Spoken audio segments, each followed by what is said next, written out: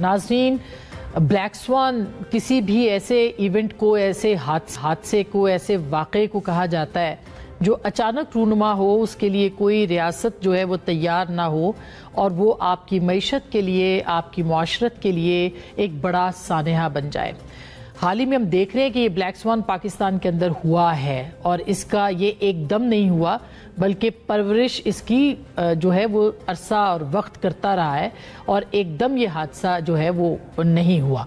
तो अब देखना ये कि ये जो मौसमियाती तब्दीली है जिसके बारे में दुनिया पूरी एक दहाई से पाकिस्तान को आगाह करती रही कि आप अपने लिए इक़दामात कर लें ताकि इस तरह के वाक़यात ना हों, वो वाक़यात अब हो गए हैं। पिछले 10 बरसों में इस हवाले से कोई मुनासिब इक़दामात नहीं किए गए थे, मगर अब एक हादसे की सूरत, एक सानहे की सूरत आए रोज़ आप देख रहे हैं। फ्लडिंग हो रही है, सैलाब आ रहे हैं, ग्लेशियर्स पिघल रहे हैं और जो मुख्तलिफ तहकीकात हैं वो ये कह रही हैं दुनिया भर की कि 13,000 ग्लेशियर्स जो पाकिस्तान में हैं वो पिघल रहे हैं।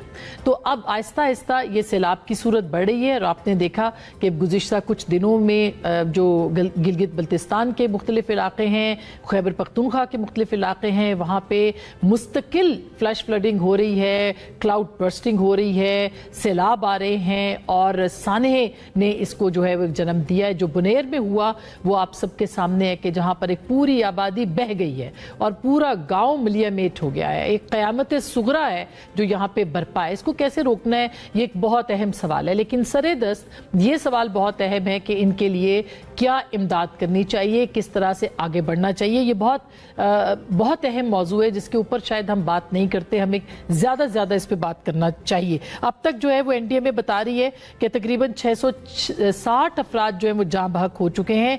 392 उनमें से अमवात सिर्फ और सिर्फ खैबर पख्तूनख्वा के अंदर हुई हैं। 164 पंजाब में हैं, सिंध में 29 हैं, बलूचिस्तान में 20 हैं, GB में, गिलगित बल्तिस्तान में 32 और इसी तरह से आज़ाद कश्मीर में 15, इस्लामाबाद में 8 अफराद जो हैं वो जाँ बहक हो चुके हैं। कई जो है लापता हैं जिनका अभी तक कोई सुराग नहीं मिल सका। इन सारे मौज़ूआत पे हमने बात करनी है और ये मौजू यूँ भी बहुत अहम है कि आज प्रेस कॉन्फ्रेंस भी की, लेकिन उससे पहले प्राइम मिनिस्टर ने एक मीटिंग भी जो है वो बुलाई और इस हवाले से बात की है। मुसद्दिक मलिक साहब ने और चेयरमैन NDMA जो है इनाम हैदर साहब, उन्होंने भी एक प्रेस कॉन्फ्रेंस की है अता तारड़ साहब के साथ, जिसमें कि उन्होंने तमाम चीज़ें खुल के बताई हैं और वो आपके सामने हमने रखी भी हैं गुजारिशात। लेकिन असल बात यह कि इस पर इकदाम क्या करना है और सूरत हाल इस वक्त कितनी कशीदा, कितनी ख़तरनाक है, जो कि किसी एटमी जंग के नतीजे में भी शायद इतनी तबाही ना हो जितनी तबाही इस मौसमियाती तब्दीली के बायस खुदा न खास्ता वो हो सकती है।